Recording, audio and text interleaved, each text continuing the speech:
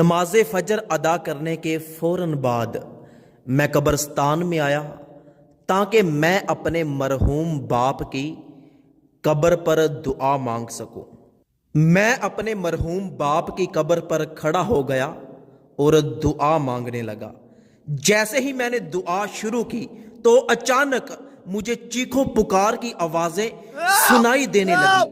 میں حیران ہو کر ادھر ادھر دیکھنے لگا لیکن مجھے کوئی بھی نظر نہ آیا۔ خوف اور دہشت کی وجہ سے میرا دل پھٹ رہا تھا۔ مجھے ایسے لگ رہا تھا کہ جیسے چیخو پکار کی آواز کہیں نزدیک سے ہی آ رہی ہے۔ میں نے ادھر ادھر دیکھا تو مجھے ایسے لگا کہ جیسے چیخو پکار کی آواز ساتھ والی قبر سے آ رہی ہے۔ میں آہستہ آہستہ اس قبر کی طرف بڑھا اور بڑی ہمت کے ساتھ اس قبر کے نزدیک جب میں نے کان کیا تو مجھے آوازیں اور زیادہ زور زور سے آنے لگی۔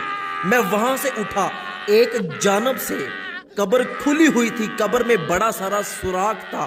میں اس سوراخ کے نزدیک گیا، سوچا کہ اس میں دیکھنے کی کوشش کروں، لیکن جیسے ہی میں نے اس میں دیکھا تو میں جھٹکا لگا کر پیچھے گرا اور تیزی کے ساتھ میں قبرستان سے باہر نکل گیا اور خوف اور دہشت کے مارے مجھ سے چلا بھی نہیں جا رہا تھا۔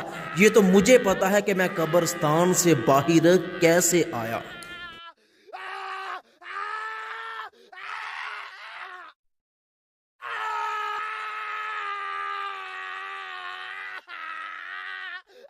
میں جلدی کے ساتھ اپنی موٹر سائیکل کے پاس آیا، موٹر سائیکل پر بیٹھا، موٹر سائیکل کو سٹارٹ کیا اور جلدی کے ساتھ اپنے گاؤں میں چلا گیا۔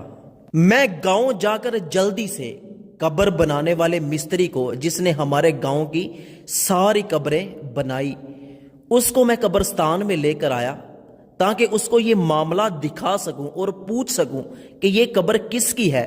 وہ بار بار مجھ سے ہاتھ پکڑ کے پوچھے کہ آخر اتنی جلدی تم مجھے قبرستان میں کیوں لے کر آئے ہو؟ میں نے اسے کہا کہ بس آپ چلتے رہو۔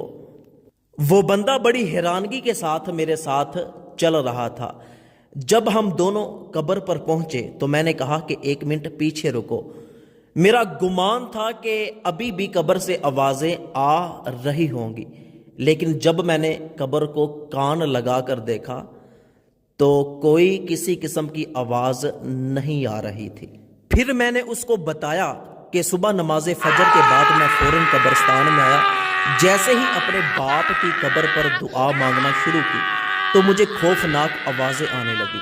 میں نے ادھر ادھر دیکھا، کوئی نظر نہیں آیا تو میں اس قبر کی طرف بڑھا تو اس قبر سے مجھے وہ خطرناک اور خوفناک آوازیں آ رہی تھیں۔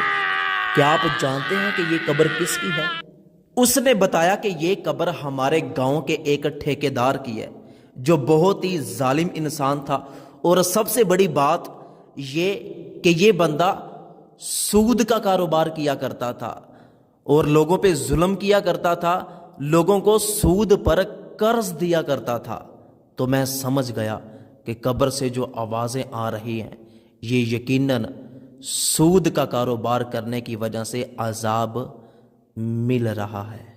تو میری اللہ پاک سے دعا ہے کہ اللہ پاک مجھے اور آپ کو سود جیسے بڑے گناہ سے بچنے کی توفیق عطا فرمائے۔ اچھی بات دوسروں تک پہنچانا صدقہ جاریہ ہے۔